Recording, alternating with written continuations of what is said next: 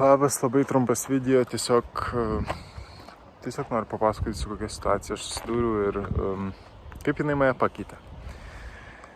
Tai pradėsiu nuo to, kad aš visą laiką esu tas žmogus, kuris sako kitiem ir sakau ir savo ir bandau laikyti šito pasakymo, kad geriau nepasiduot ir visada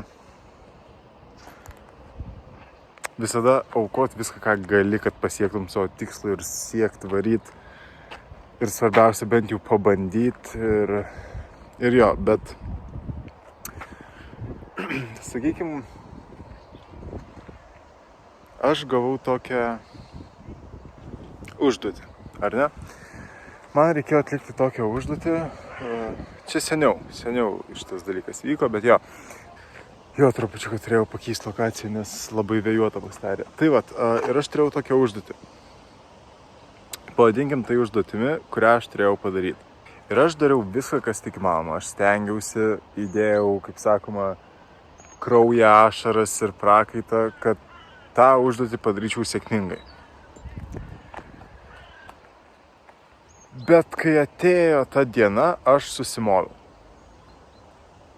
Aš tos užduoties sėkmingai nepadariau ir turėjau antrą galimybę tą pačią užduotį padaryti ir susimovau ir antrą kartą ir turėjau trečią kartą. Ir aš supratau, kad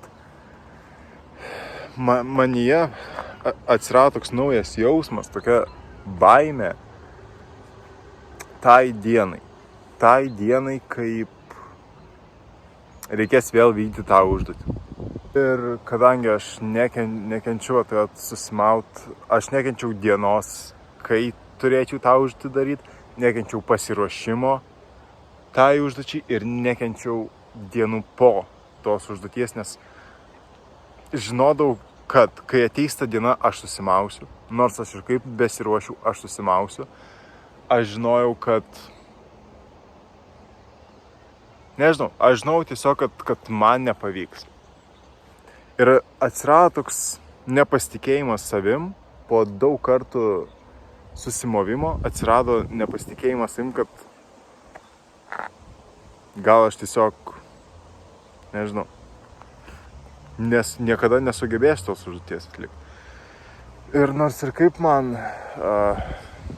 skaudu tai sakyti ir gaila ir nežinau, kur čia pamoka būtų šitam pasakojime, bet aš pasidaviau. Po kai kurio laiko aš tiesiog nusprendžiau tos užduoties net nebebandyti daryti. Ir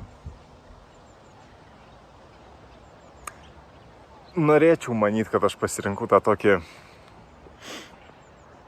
Norėčiau manyti, kad aš pasirinkau save, kad aš pasirinkau savo tą ramybę tokią, bet aš žinau, kad su ta užduotim kažkada man reikės gyvenime susitvarkyti ir žinau, kad ji man kažkada vėl neduos ramybės. Tai vat, ir mane iš tikrųjų nervuoja, nes čia taip atrodo, kad aš nekenčiu pasiduot, bet aš dar labiau nekenčiu susimauti. Ir tai yra vienas iš kelių, labai mažai tokių yra dalykų, kuriuose aš iš tikrųjų pasidaviau. Tai ir labai tikiuosi, kad kai ateis vėl ta diena, kai man reikės su ta užduotimi susidurti, aš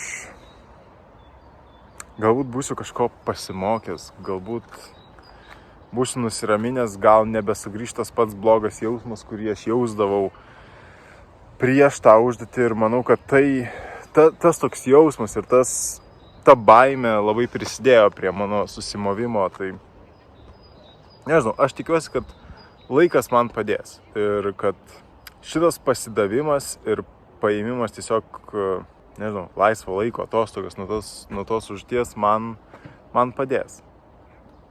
Man padės susitvarkyti vėliau su jie. Tai va, tai jo.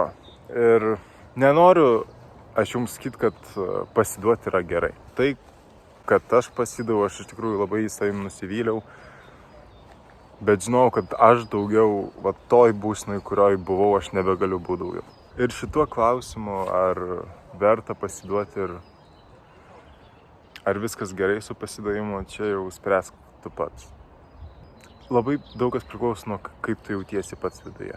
Jeigu iš tikrųjų jauti tai, kad nebegali tęst, tai galbūt metas pasiduoti. Gerai, viskas, ačiū labai, kad žiūrėjai ir geros likusios dienos ir gero likusio vakaro.